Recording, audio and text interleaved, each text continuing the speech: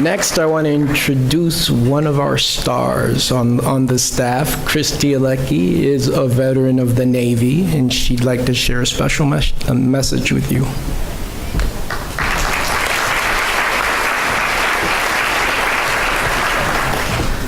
Short people problems. All 5 feet of me. Hi, y'all. Are y'all still with me? We're getting toward the end.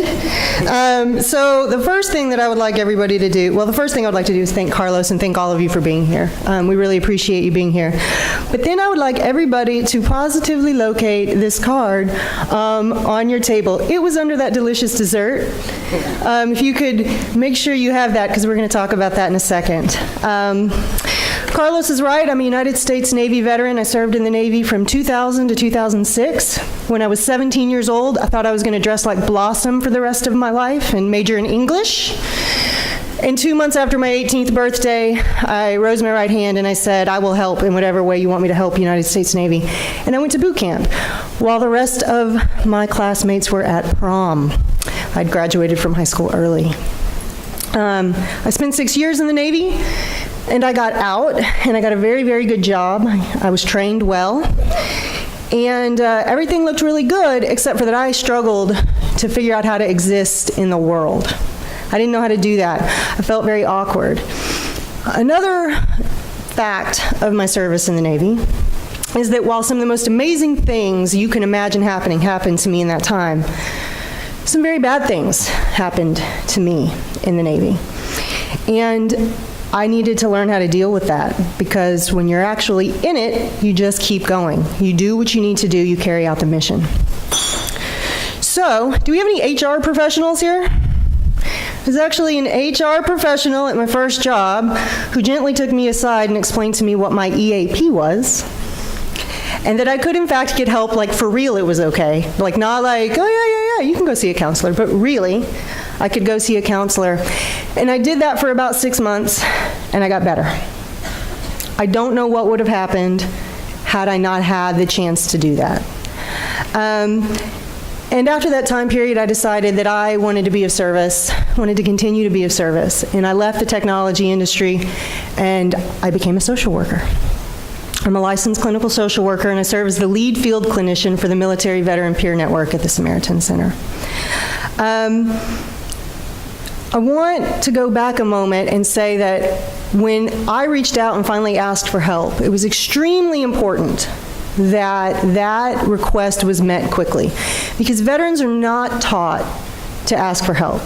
They're taught to be the solution. They are the helpers, not the helpies. And so when they ask for help, it is important for us as a community to be ready to answer the call. And that's how it worked out for me, and I'm grateful. So I decided I wanted to be a social worker. I went to grad school, and almost immediately when I started working with veterans, before I'd even graduated, I started referring people to the Samaritan Center for that reason, because the Samaritan Center didn't have a 30-day wait list.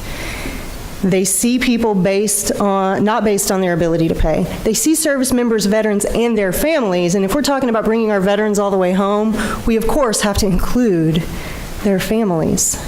So they were an amazing resource, and I graduated, and just this past October I had the opportunity to come work with the Samaritan Center. And in my circle as a social worker, like this is a dream gig. We know as professionals working in the field what the Samaritan Center is about. So remember, I said when a veteran asks you for help, you have to make sure and help them. Well, here it comes. Because as much as I'm uncomfortable as a veteran asking for help, my mission is more important than my discomfort. And so our ability to do what we do is based on the support of folks like you.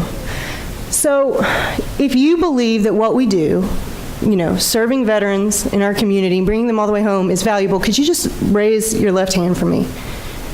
Thank you. I appreciate your support. We depend on your support. So what I'd like you to do then, go ahead and put your hand down and pick up this card.